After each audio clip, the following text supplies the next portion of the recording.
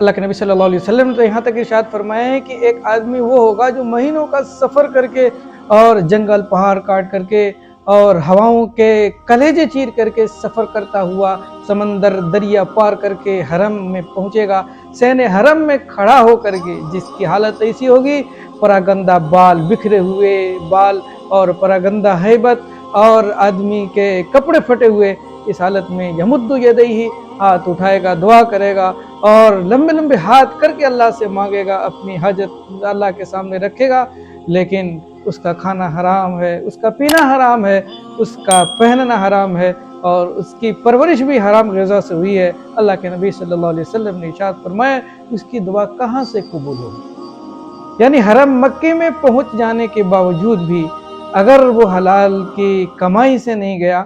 حرام کا غذا کھا کر کے گیا ہے، اس کا پینا حرام ہے، لوگوں کا مال غصب کر کے اور لوٹ کھسوٹ کر کے وہ آدمی سفر حج کو یا عمرہ کو پہنچا ہے، فرمایا اللہ کے نبی صلی اللہ علیہ وسلم نے کہ اس سفر کا بھی اور حرم مکے میں کھڑے ہونے کے باوجود غلافہ کعبہ پکڑ کر کے دعا کرنے کے باوجود بھی اللہ اس کی دعاؤں کو قبول نہیں فرمائیں گے۔ تو حرام غذا سے بچنا ہمارے لیے بہت ضروری ہے۔ حرام غذا سے نہ بچنے کا اثر ہماری دعائیں قبول نہیں ہوں گی، ہماری عبادتوں پہ بھی اثر پڑے گا۔